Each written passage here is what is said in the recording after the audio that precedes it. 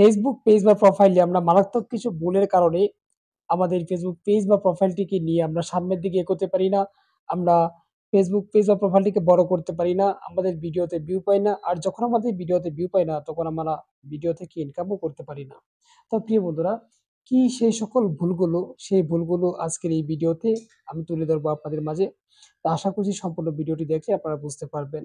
তো প্রিয় বন্ধুরা, নাম্বার 1, আমরা যখন একটি নতুন পেজ খুলি, আমরা সেই পেজটি খোলার পর আমরা যে ভুলটি সবচেয়ে বেশি করে থাকি, সেটি হচ্ছে আমাদের যে ভিডিওগুলো আমরা আপলোড করি, সেই ভিডিওগুলো আমরা বিভিন্ন সোশ্যাল মিডিয়া প্ল্যাটফর্মে আমরা সেগুলা শেয়ার করি। যেমন মেসেঞ্জার, মানে ফেসবুক ছাড়া মেসেঞ্জার, হোয়াটসঅ্যাপ, ইমো এগুলোতে আমরা শেয়ার করে দেই। শেয়ার করে আমরা মেসেজ করে আমাদের ফ্রেন্ড সার্কেলকে বলে দেই ভিডিওগুলো দেখার জন্য। সেই ভিডিওগুলো যখন তারা প্লে করে ২ সেকেন্ড ৩ সেকেন্ড দেখে বের হয়ে যায়, তখন ফেসবুকের রোবটিক সিস্টেম মনে করে যে আপনার ভিডিওগুলা গ্রহণযোগ্য না, ভিডিওগুলার কোয়ালিটি ভালো না। কারণ তারা ফুল ভিডিওগুলা দেখছে না।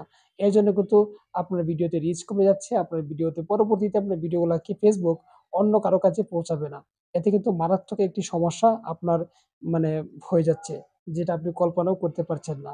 নাম্বার 2, আমরা আরেকটি মারাত্মক ভুল করে থাকি। সেই ভুলটি হচ্ছে আমরা একটি নতুন পেজ ক্রিয়েট করার পর সেই পেজের লিঙ্কটাকে আমরা বিভিন্ন জায়গায় শেয়ার করে দিই। আমরা মেসেঞ্জারে শেয়ার করে দেই, আমরা হোয়াটসঅ্যাপে শেয়ার করে দেই, আমরা ইমোতে শেয়ার করে দেই। আমরা মানে এভাবে শেয়ার করে আমরা সেই লিঙ্কে ক্লিক করে আমাদের পেজে মানে এড হওয়ার জন্য আমরা বলে দেই। এতে কিন্তু একটা মারাত্মক ভুল হচ্ছে। ফেসবুক কিন্তু কড়াভাবে নিষেধ করা আছে যে কখনোই কাউকে আপনার ফেসবুকের লিঙ্ক শেয়ার করতে পারবেন না। আর সেই লিঙ্কে প্রবেশ করে কেউ যদি আপনার সাথে এড হয়, তাহলে কিন্তু এটা ফেসবুকের রোবটিক সিস্টেম মানে অ্যাকসেপ্ট করে না, বা ই উম আ কি বলে? মানে এটাকে গ্রহণযোগ্য করে না। এক কথায় যে এটাকে গ্রহণযোগ্য করে না। ফেসবুকের রুলস একদম সরাসরি বলা আছে এটা হচ্ছে ইলিগ্যাল। তো আমরা এই কাজগুলা সবচেয়ে বেশি করে থাকি। নাম্বার 2, আমরা আ যদি কারো কাছ থেকে স্টার গিফট পাই, যখন আমরা একটা ভিডিও থেকে স্টার গিফট পাই, তখন আমরা আরেকটি কাজ ভুল করে থাকি।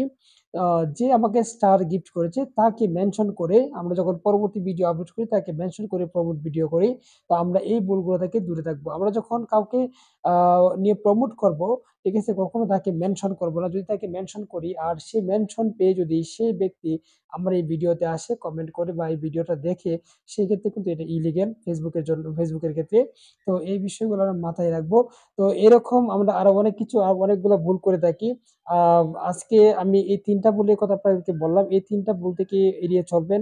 আশা করছি বাকি যে ভুলগুলো আমরা করে থাকি, সেই ভুলগুলো নিয়ে আলোচনা হবে। আশা করছি আজকে এই পর্যন্ত আমল করেন। আশা করছি কাজে আসবে। ভালো থাকবেন।